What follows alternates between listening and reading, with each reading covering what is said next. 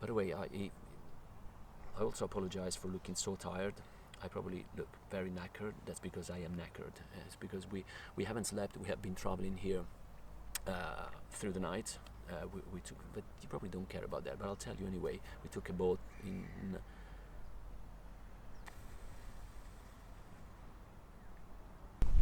Hello, everyone.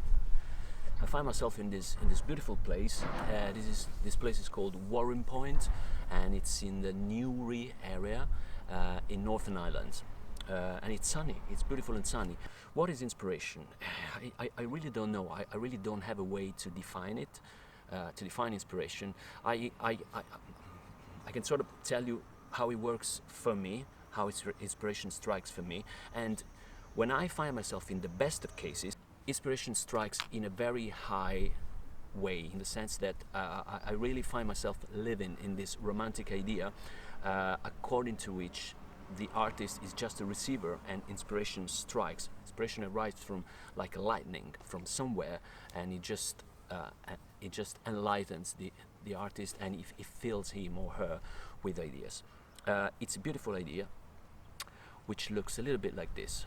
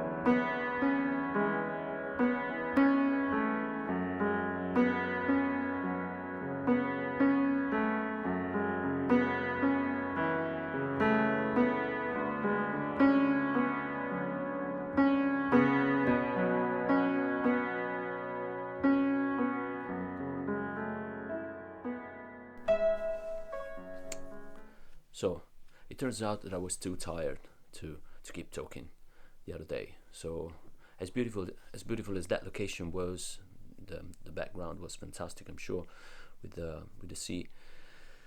I just couldn't keep talking, so I gave up. Well, in fact, I tried and tried and tried, but the result wasn't very good. So I'm gonna try and be better today. Well, as I was saying the other morning, there is a very high notion of inspiration, which is exemplified in the footage that you just seen, and this high notion is a very romantic idea. So, as we said earlier, the artist is just the receiver of information, and the information, or the enlightenment that gets to the artist, is so pure and ideal, and it doesn't need any extra work. It's just perfect. It's perfect because it's been given by God, or by some higher entity. So it must be perfect in itself, and the artist receives it and can just share it to the world.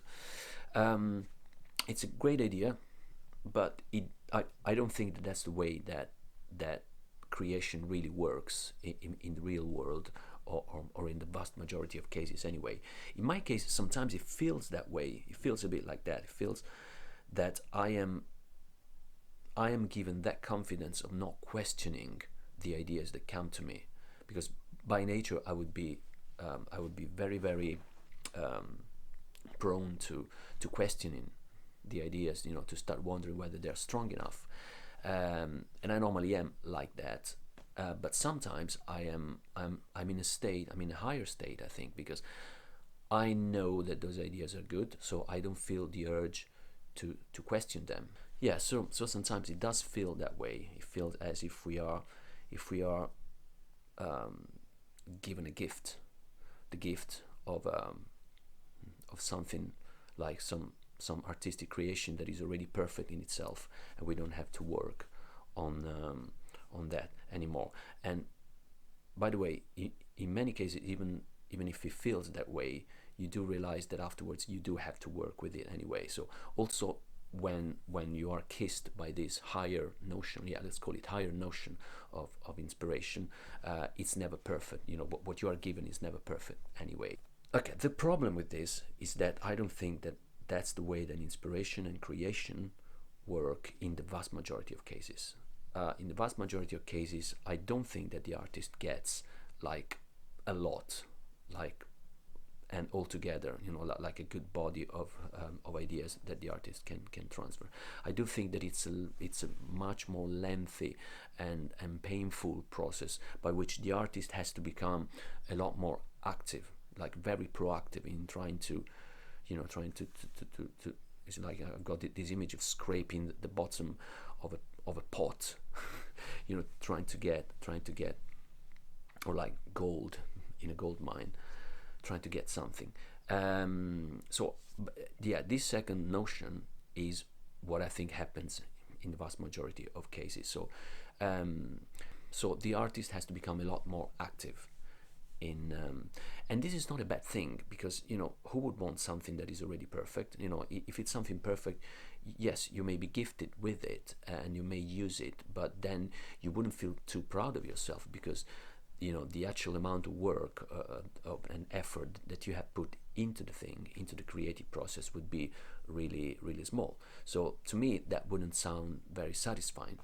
Whereas this other notion, this more proactive notion on the part of the artist, is more satisfying, I think. And by the way, it also happens to be, I believe, what happens in the real world most of the time. So yeah, practical choices. So the artist is faced by practical choices, because when I don't feel like, when I have the first type of inspiration, let's say the higher notion, that's a state in which I don't think much. So I just get ideas and I don't question them, and I go ahead without interrupting, trying to minimize any interruption of that thought, like constant receiving of thoughts and ideas. So I don't think much, I don't have to think actively, and that's okay.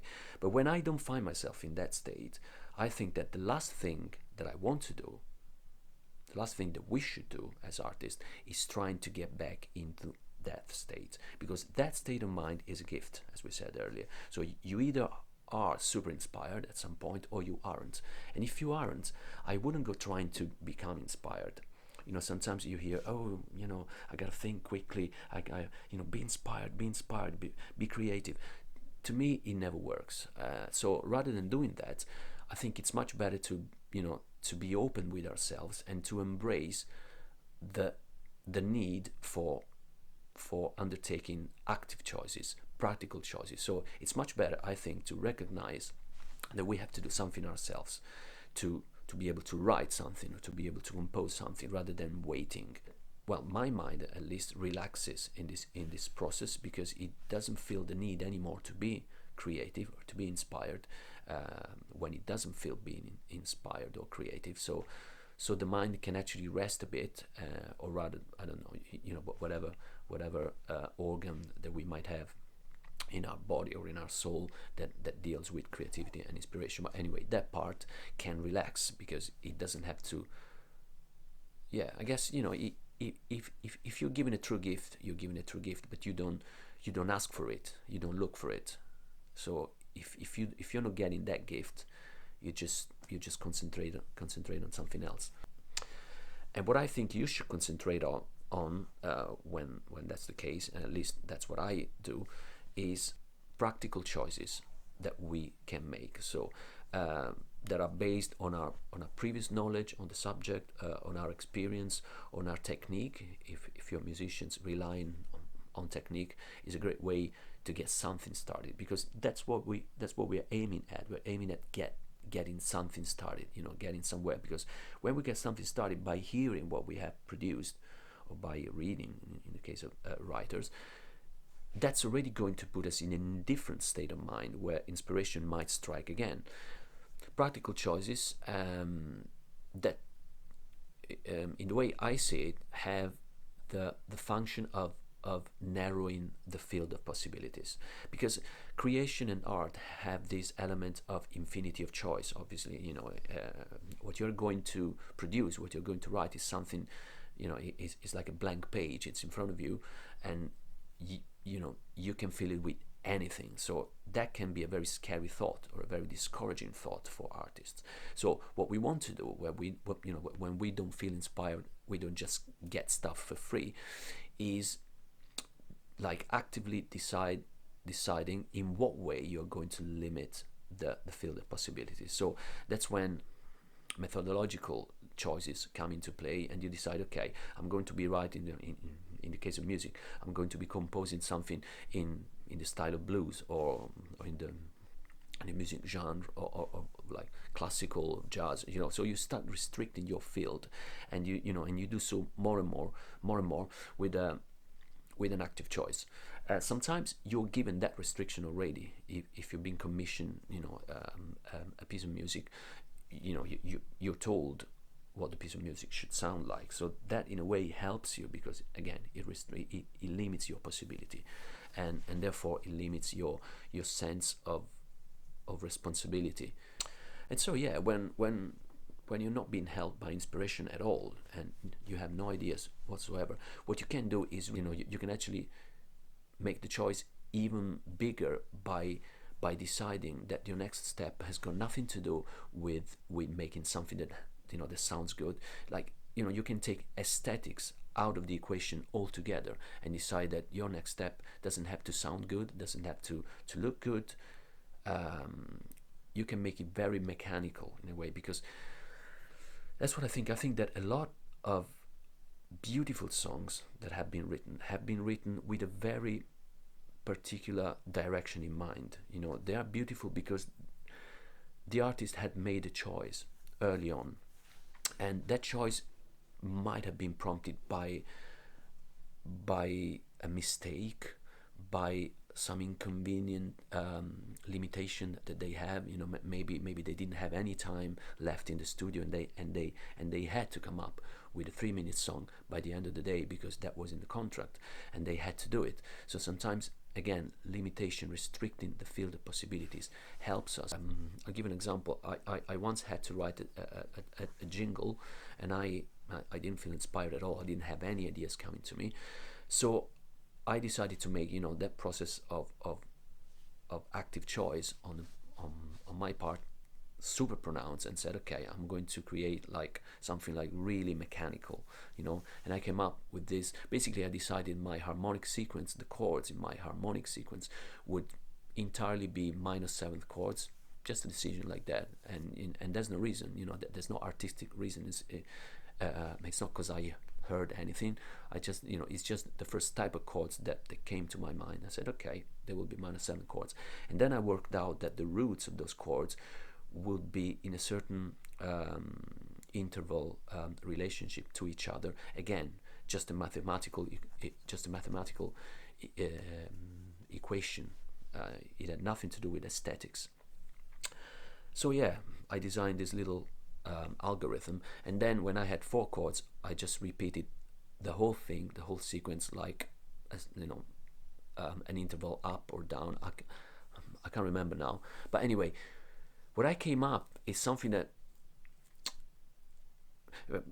actually I was gonna say sounds quite mechanical. To me, actually, when you listen to it, it doesn't sound that mechanical. You may not like it. I don't love it. I don't particularly love it, but it doesn't sound that mechanical, because when the harmonic sequence was completed, I then listened to the harmonic sequence, and I did start getting ideas for the melody, so that the melody is kind of heard, is perceived from somewhere. It's just the harmonic sequence which is very mechanical anyway, and it's the outcome of a conscious decision on my part. But what I'm trying to say is that you don't then have to follow that decision, that mechanical process all the way through the end, because at some point, the trick that we're trying to do is to switch off our mind from the need of being creative, and a mechanical process can do that. So when you are in the middle of that, somehow at some point you stop trying, you stop looking for ideas, and you just follow that pattern that you designed for yourself, and somewhere along the line, I'm sure the ideas will start coming in again. Well, that's what happens to me, and I'm sure that's what can happen for you as well. I really hope that all this makes sense, but I'm doubtful, because it's a very abstract notion, I know, and I wish I could tell you more. I'm sure that I will be able to tell you more in the future, but by now this video started being quite long, so we should probably stop it now. Please subscribe to my channel. I don't know exactly in what direction I'm going with this channel, but I know that the channel will be about myself. It will be about me. So I will be telling you all the things I do, and I do have a very complex and rich life, I think. In fact, in the next video, I might be telling you, more clearly what my life consists of, and what I do. But I'll tell you more. Please like this video if you liked it, and share it, and subscribe to my channel. Thank you so much.